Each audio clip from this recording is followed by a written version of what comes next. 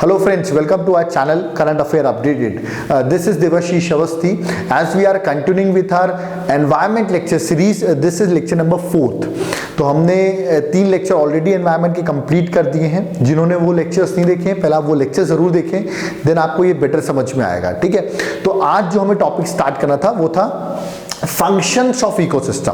ठीक है, हमने कंपोनेंट्स ऑफ इकोसिस्टम देख लिया है. Now we are going to deal with what? We are going to deal with functions of ecosystem. चलिए तो स्टार्ट करते हैं फंक्शंस ऑफ इकोसिस्टम से. देखिए, फंक्शन ऑफ इकोसिस्टम में 3 फंक्शंस हैं जिनको हमें डील करना है. पहला है इकोलॉजिकल सक्सेशन, सेकेंड है एनर्जी फ्लो, थर्ड है न्यूट्रिएंट साइकिलिंग. ठीक है, जिसको हम बायोजियोकेमिकल साइकिल्स भी कहते हैं. ठीक है, तो एक एक करके फंक्शंस लेंगे. तो आज हम स्टार्ट करेंगे इकोलॉजिकल सक्सेशन से. चलिए, सबसे पहले ये इकोलॉजिकल सक्सेशन होता क्या है. ठीक है, बहुत डाउट आता है लोगों के बीच में. पहले हम डेफिनेशन देखते हैं. देखिए, process by which communities of plants and animal species in an area are replaced and changed into another over a period of time.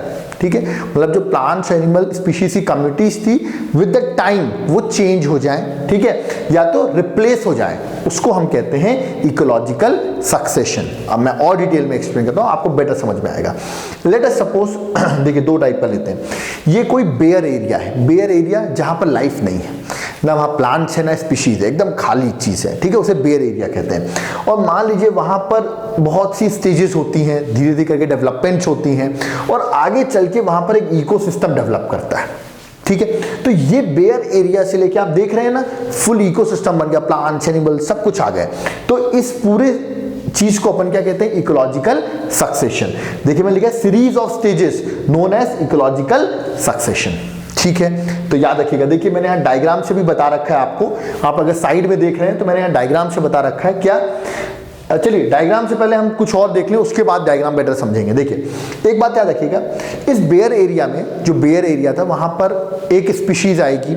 जो फर्स्ट स्पीशीज होगी उसको हम कहते हैं पाइनियर स्पीशीज या पाइनियर कम्युनिटी. तो याद रखिएगा, first species is known as pioneer species और पाइनियर कम्युनिटी. ठीक है, जैसे कि एग्जांपल आप पूछेंगे सर कौन से एग्जांपल हो सकते हैं? एग्जांपल है लाइकेंस का. ये याद रखिएगा, लाइकेंस किससे मिलके बनते हैं? Algae and fungi. Already question आ चुका है यूपीएससी में और स्टेट पीसीएस में भी. लाइकेंस कंसिस्ट ऑफ, तो याद रखिएगा एल्गी एंड फंगाई. तो ये पाइनियर स्पीशीज हो सकती है. अगला है मॉसेस हो सकता है या माइक्रोब्स हो सकता है. क्या? First species. ठीक है, और जो लास्ट स्पीशी होगी, ठीक है, मतलब फर्स्ट स्पीशीज थी, फिर चेंजेस आए होंगे, रिप्लेसमेंट हुआ होगा, फिर उसका भी चेंजेस आया होगा, रिप्लेसमेंट हुआ होगा, तो ऐसे कंटिन्यूअस चला होगा. जो लास्ट स्पीशीज आएगी उसको हम कहते हैं climax community. What we call them? Climax community. मतलब पाइनियर कम्युनिटी, फर्स्ट स्पीशीज, और जो लास्ट स्पीशीज रहेगी उसे कहेंगे क्लाइमेक्स कम्युनिटी. और इस पूरे स्टेजेस को क्या कहेंगे? Ecological succession. चलिए मैं आपको एग्जांपल के थ्रू बताता हूं. देखिए यहां मैंने लिखा है पाइनियर स्पीशीज. कोई एक फर्स्ट स्पीशीज डेवलप हुई, फिर स्टेज 1 कुछ चेंजेस आए, फिर स्टेजेस 2 कुछ और चेंजेस आते गए. फाइनली लेट अस सपोज ये है फाइनल स्टेज, तो उसको अपन क्या कहते हैं? क्लाइमेक्स. और इस पूरे प्रोसेस को क्या कहते हैं? Ecological succession. याद रखिएगा. ठीक है, अब ये आप देख रहे हैं इसमें स्टेजेस में लिख रखी है, स्टेज 1 2 3 ऐसे करके कितनी भी स्टेजेस हो सकती हैं.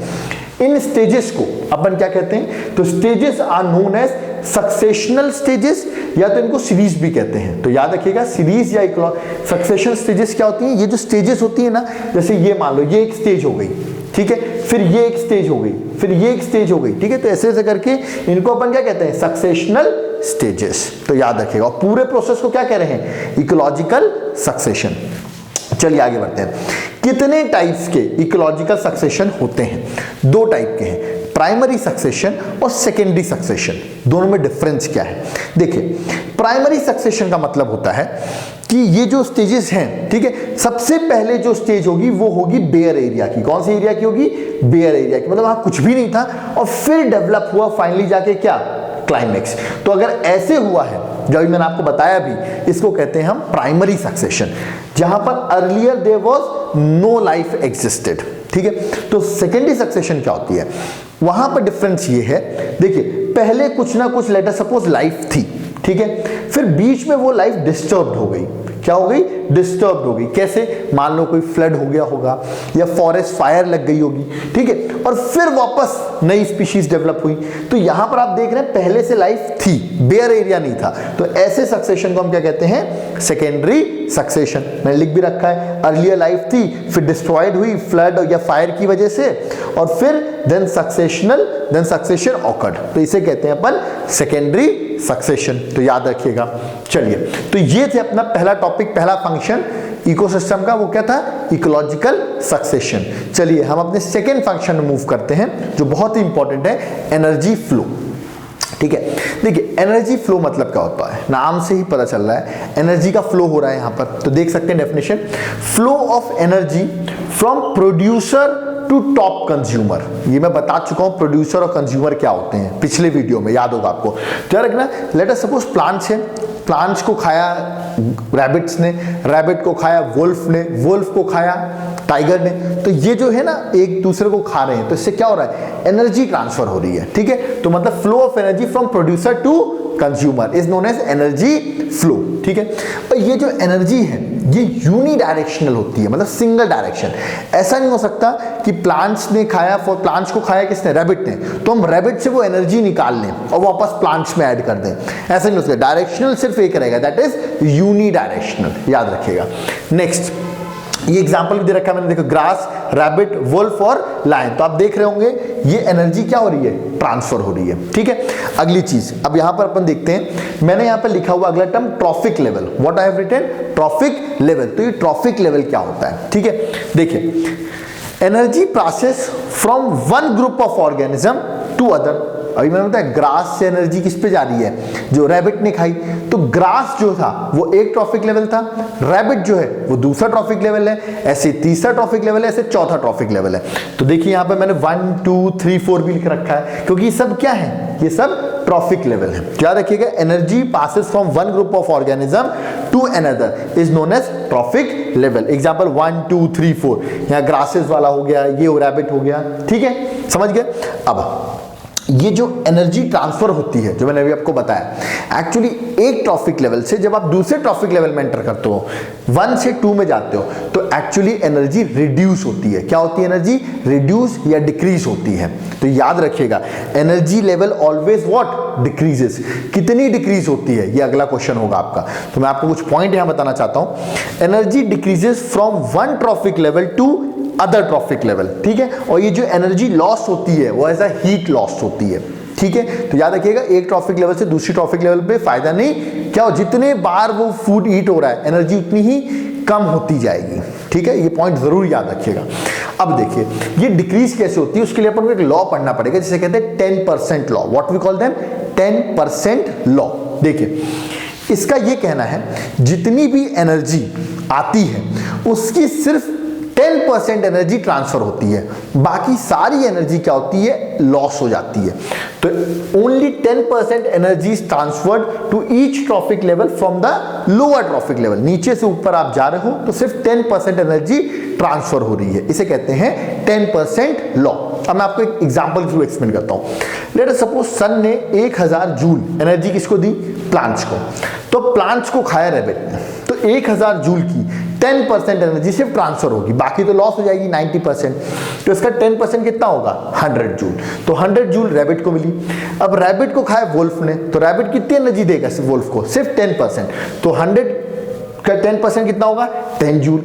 वुल्फ को खाया लायन ने, तो 10 जूल का 10% कितना होगा, 1 जूल। तो आप देख रहे हैं एनर्जी एज बढ़ती जा रही है तो उतनी एनर्जी क्या हो रही है, कम हो रही है। इसको हम कहते हैं 10% लॉ, याद रखिएगा। ठीक है, अगला, अब ये जो एनर्जी फ्लो है इसको अपन 3 बेसिस से पढ़ेंगे। एक है फूड चेन, दूसरा है फूड वेब, और तीसरा है इकोलॉजिकल पिरामिड्स। ठीक है, यहां पर फूड चेन और फूड वेब तो हम डिस्कस कर लेंगे आज। अगला जो हमारा टॉपिक है दैट इज इकोलॉजिकल पिरामिड, इसको हम अपने नेक्स्ट वीडियो में डिस्कस करेंगे, क्योंकि बड़ा टॉपिक है और बहुत ही ज्यादा इंपॉर्टेंट टॉपिक है। चलिए, फूड चेन आई थिंक आपने सुना होगा। फूड चेन होता क्या है, transfer of energy from one group to another group, एक ग्रुप से अदर ग्रुप को जो एनर्जी ट्रांसफर हो रही है उसे कहते हैं फूड चेन। जैसे कि ग्रास को ग्रास हॉपर ने खाया, ग्रास हॉपर को फ्रॉग ने, फ्रॉग को स्नेक ने, स्नेक को ईगल ने, और जो एनर्जी है ऑफकोर्स जहां तक एनर्जी कितनी जा रही होगी, 10% ही एनर्जी जा रही होगी। तो ये एक क्या हो गया, एक फूड चेन हो गया। बट क्या ये एक्चुअली में एग्जिस्ट करता है food chain? I don't think so, ये एग्जिस्ट नहीं करता है। क्यों? क्योंकि ग्रास को सिर्फ ग्रास हॉपर ही खाएगा क्या? नहीं, डियर भी खा सकता है, रैबिट भी खा सकता है, ठीक है। तो अगर हम फूड वेब को देखते हैं तो देखिए ग्रास को ग्रास हॉपर भी खा रहा है, रैबिट भी खा रहा है, डियर भी खा रहा है, रैबिट और डियर को हो सकता है वुल्फ खा रहा हो। तो एक्चुअली कॉम्प्लेक्स स्ट्रक्चर दिख रहा होगा, मतलब बहुत सारी फूड चेन इसमें दिख रही होंगी आपको। तो ध्यान रखिए कि इंटरकनेक्शन ऑफ फूड चेन, मतलब लॉट्स ऑफ फूड चेन एक साथ हो, एक्चुअल में ये अपन को सिस्टम में अपन को मिलता है। एक चीज को बहुत लोग ईट अप करते हैं, ठीक है। This is known as food web, ठीक है। तो यहां पर हमने फूड चेन और फूड वेब एक्सप्लेन कर दिया है, ठीक है। आगे हम जो अगला टॉपिक हमारा होगा वो है इकोलॉजिकल पिरामिड्स। मैं जरूर थोड़ा सा एक कॉन्सेप्ट यहां पर रह जाएगा आज का, फूड चेन के टाइप्स भी होते हैं, ठीक है। तो will discuss the types with in 2 minutes और फिर हम उसके बाद स्टार्ट करेंगे अपना क्या, इकोलॉजिकल पिरामिड, जो हमारा थर्ड जो मोस्ट इंपॉर्टेंट एनर्जी फ्लो का है और कोर टॉपिक है, याद रखिएगा। तो अगर आपको ये वीडियो पसंद आया है आप इसको लाइक सब्सक्राइब शेयर जरूर करें, कमेंट करेंगे तो हमें पता चलता है कि आप वीडियोस को पसंद कर रहे हैं कि नहीं। और अगर आप इसके नोट्स ऑर्डर करना चाहते हैं तो नीचे दिए गए नंबर पर आप कांटेक्ट कर सकते हैं या व्हाट्सएप कर सकते हैं। Thank you.